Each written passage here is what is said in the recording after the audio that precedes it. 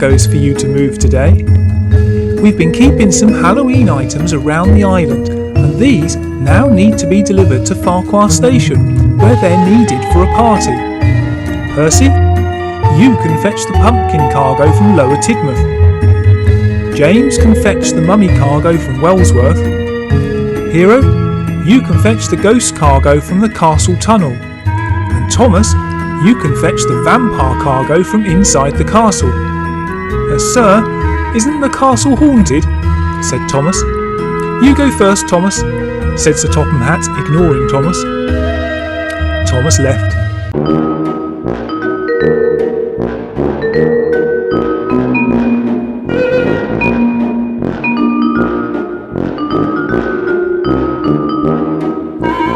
When he arrived, he quickly backed up to the castle, coupled on to the vampire cargo truck, and then left.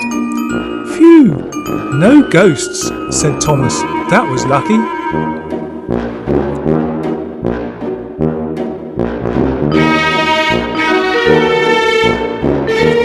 He delivered the vampire cargo and left. Then a strange thing started happening. The cargo inside started to escape.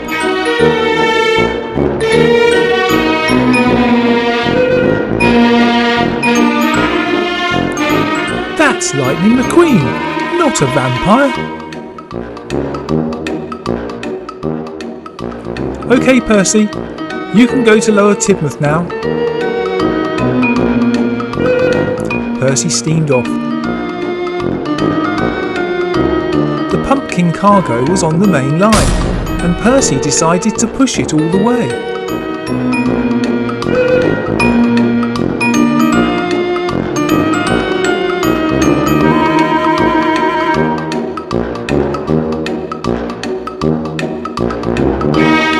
With the pumpkin cargo delivered, he left.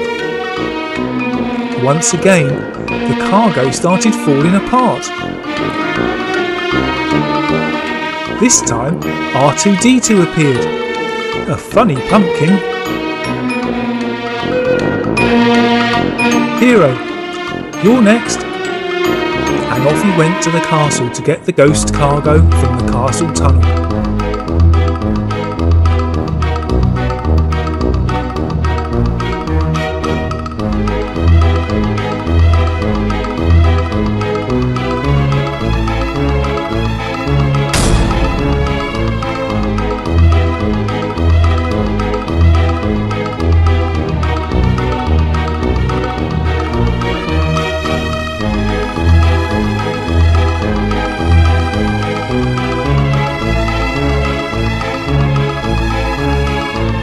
Back at Farquhar, the ghost cargo started falling apart.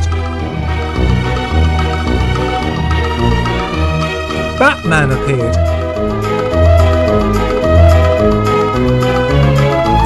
Last to go was James. He was sent to fetch the mummy cargo from Wellsworth.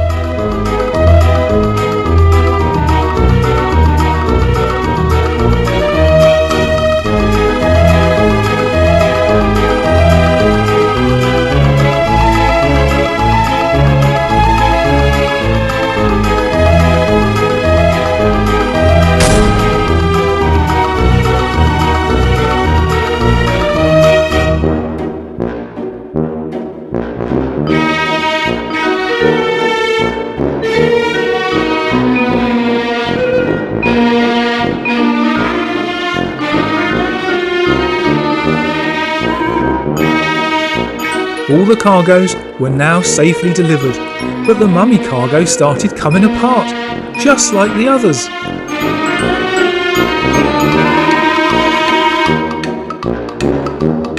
Inside was Sully.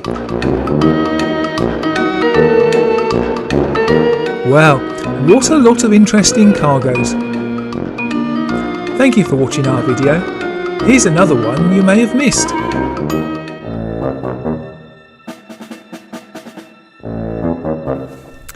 Good morning, Tom Moss. You're here at the pumpkin patch very early this morning. Are you looking for a pumpkin for your forest? No? Then you must be up to something. Go on, go back to your forest. Later that day, Peppa Pig and her friend Pedro Pony were busy helping Thomas and his friends decorate Tidmouth sheds, ready for Halloween. There, said Peppa, that looks good, but I'm sure we're missing something. Well, we haven't got Ghostly Percy, said Henry. I think we need some walking skeletons, said Spencer. What about a pumpkin, said Gordon. That's it, said Peppa, we need a pumpkin. Thomas then said he knew of a pumpkin patch they could go to, and he steamed out of the sheds.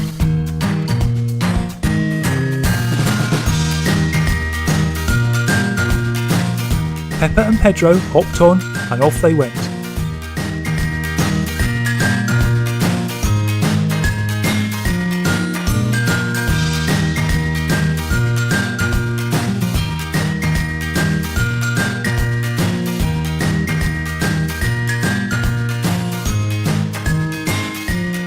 At the pumpkin patch, Peppa and Pedro went looking for the right pumpkin. This one's nice, said Peppa. A bit small though, said Pedro. Then they turned around and saw the biggest pumpkin they had ever seen. There, that's the one we need. They went over and tried to lift it, but it was far too heavy for them. Don't worry, said Thomas. I have a friend who can help us lift it onto my truck. A few moments later, a car motored up.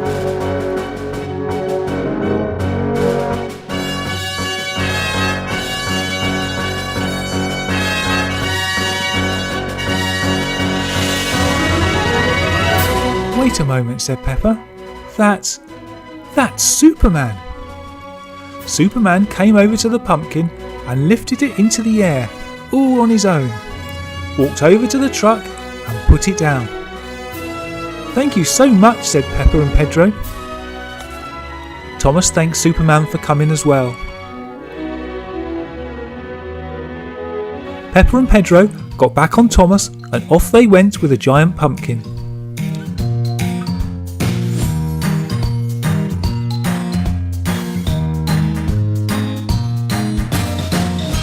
Back at the sheds, Thomas's tipping truck and a little help from Peppa and Pedro got the pumpkin rolling on the grass, and it came to a rest in exactly the right place. Perfect, said Peppa, and they stood back and admired their work. Is that your watch ticking? Said Peppa to Pedro. No, said Pedro. I haven't got a watch. Oh, I wonder what it is. Then there was a loud explosion. And pieces of pumpkin flew everywhere. Laughter could be heard coming from behind the sheds.